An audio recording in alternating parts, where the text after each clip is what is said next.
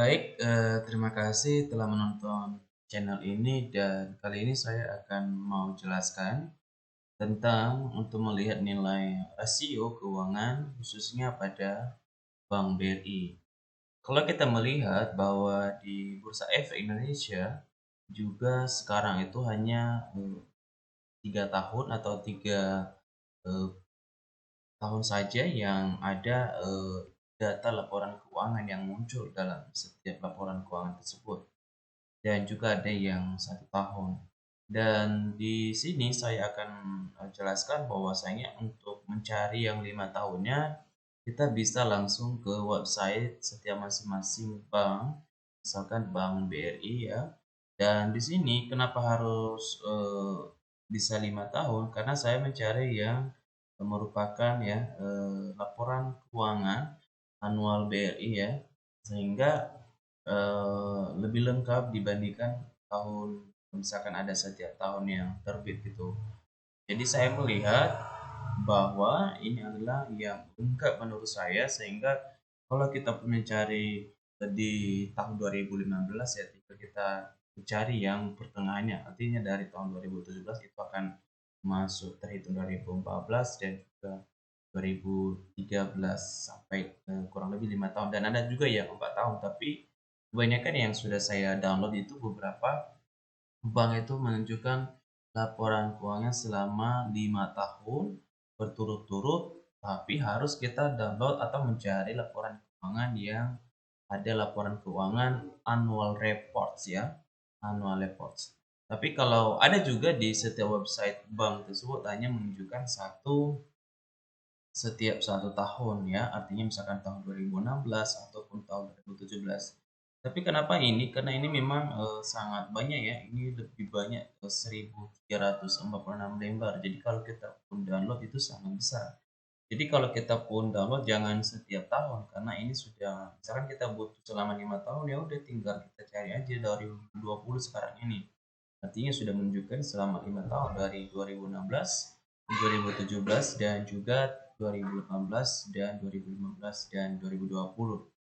Nah, kalau kita misalkan mencari nilai LDR ini lebih lengkap di pada tahun 2016, 2017, 2018 dan sampai tahun 2020.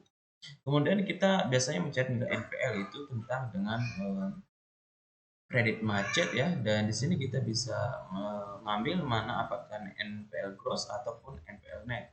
Nah, menurut saya sih kita ambil yang bersihnya saja juga bisa ya. Nah, karena kita melihat apa namanya macet atau kualitas kredit yang bermasalah itu yang mana gitu. Nah, apakah memang kita ambil yang grossnya ataupun yang netnya? Menurut saya sih net dan juga grossnya tergantung teman-teman, tapi harus kita konsisten untuk pengambilannya. Jadi biar misalkan tahun 2016 ya kita ambil nilai gross dan di tahun 2017 kita juga harus ambil yang nilai grossnya, jangan eh, berbeda gitu, kita ambil yang nilai grossnya 2016 sedangkan tahun 2017 kita ambil yang NPL net ya. Nanti kalau kita olah itu sangat susah ya, ya artinya ya tidak konsisten untuk pengambilan data. Kemudian adalah kita juga mencari nilai NIM ya. Ini sering kita pakai ataupun mahasiswa sering mengambil data-data ini. Dan kemudian adalah ada nilai BOKO, nilai ROA ya. Ini nilai ROA juga ada ya selama 5 tahun. Jadi kita nggak pusing untuk cari-cari setiap tahun lagi. Nah, terkecuali kalau kita cari yang di bawah 2016 lagi. Ya seperti yang saya sampaikan awal tadi. Kemudian adalah rasio kecukupan modal atau sering disebut dengan K. Ya, ini ada misalkan setiap tahun itu mau jumlahnya itu misalkan 22,91% di tahun 2016 dan tahun 2016 22,96. Ini saya rasa tidak jauh beda ya, ada naik turun juga dia, ini tahun ini 91, ini 22,96. Kalau pada tahun 2017 12,21 menurun ya kalau kita bandingkan, dan kemudian di tahun 2019 itu naik jadi 2,55 dan juga pada tahun 2020 itu menurun ya, mungkin akibat pandemi Covid juga ya, 20,61. Nah, jadi teman-teman bahwasanya inilah cara yang paling gampang menurut saya ya. Kadang itu kalau misalkan kita belum dapatkan ini biasanya itu kita cari nilai LDR. Itu biasanya kalau tidak salah likuiditas dibagi ekuitas atau ekuitas dibagi dengan modal dengan dikali 100% itu akan menggunakan waktu. Baiklah kalau misalkan kita membutuhkan data laporan keuangan itu cuma satu bank. Coba bayangkan kalau disuruh Anda untuk mengumpulkan seluruh data-data laporan keuangan, terutama misalkan bank konvensional yang saat ini sebanyak 45 bank ya, bank konvensional. Bagaimana cara mengumpulkan data-data tersebut? Nah, kalau misalkan Anda mencari nilai DER atau nilai DER itu Anda juga bisa temukan di laporan dari terbitan Bursa Efek Indonesia. Itu juga ada di sana. Ya, saya sudah melihatnya dan sudah mengecek dan kita bisa melihat di sana juga untuk membantu kalau misalkan kita membutuhkan nilai DER-nya, nilai DER-nya ya. Begitu teman-teman, kalau ada pertanyaan boleh ya berikan di kolom komentar sehingga juga kita bisa sama-sama belajar supaya ini membantu teman-teman untuk terus belajar.